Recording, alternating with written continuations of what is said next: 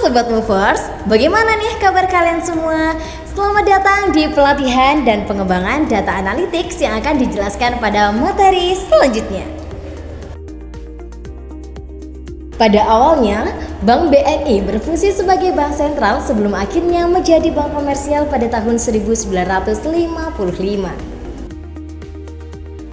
Kini BNI berkembang menjadi salah satu bank BUMN terbesar yang ada di Indonesia, yang selalu berfokus pada perbankan digital baik secara nasional maupun internasional. Perlu Movers ketahui tujuan dilakukannya pelatihan dan pengembangan data analytics yaitu 1. Membantu karyawan mengolah data transaksi berdasarkan tren pasar yang ada.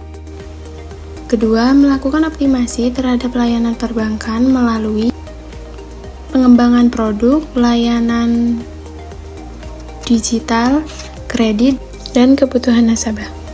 Yang ketiga, membantu memberikan wawasan kepada karyawan mengenai risiko dan kecurangan dalam sistem keuangan fraud detection. Yang keempat yaitu mendukung proses transformasi digitalisasi BNI melalui adaptasi teknologi digital untuk meningkatkan daya saing perusahaan di bidang industri perbankan. Yang kelima yaitu membantu karyawan untuk meningkatkan kompetensi di bidang teknologi dan juga analisis data. Selain itu, data analytics sendiri membantu untuk mengolah dan menganalisis data yang dapat menghasilkan suatu wawasan bisnis.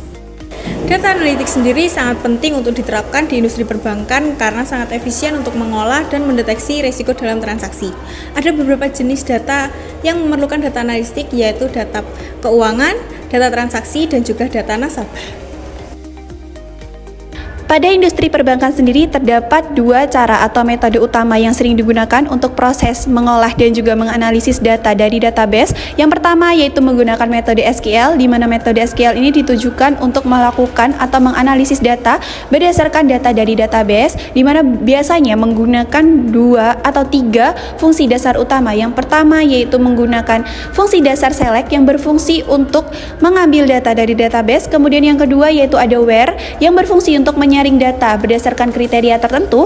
Yang ketiga yaitu ada fungsi group by, di mana group by ini berfungsi untuk mengelompokkan data berdasarkan analisis tren. Kemudian metode utama kedua yang digunakan pada proses penganalisisan dan pengolahan data perbankan yaitu menggunakan metode Excel, di mana metode Excel ini digunakan untuk menganalisis serta mengolah data tanpa melalui proses pengkodingan dengan menggunakan dua fungsi dasar utama. Yang pertama yaitu menggunakan pivot table dan kedua yaitu menggunakan data cleaning. Selanjutnya adalah proses visualisasi data dan pengambilan keputusan. Pada bagian ini, karyawan akan belajar menggunakan visualisasi data yang akan mendukung proses pengambilan keputusan. Dengan alat bantu seperti Power BI, data akan disajikan dalam bentuk grafik maupun dashboard yang lebih mudah dipahami. Melalui pelatihan dan pengembangan pada karyawan BNI diharapkan dapat memberikan output berupa karyawan dapat memahami data analitik dengan baik dalam dunia perbankan, dapat menguasai teknik dasar menggunakan SQL, Excel, dan juga Power BI, mampu mengolah dan menyajikan data untuk mendukung pengambilan keputusan, mengetahui bagaimana data tersebut digunakan untuk fraud detection, risk management, dan personalized banking.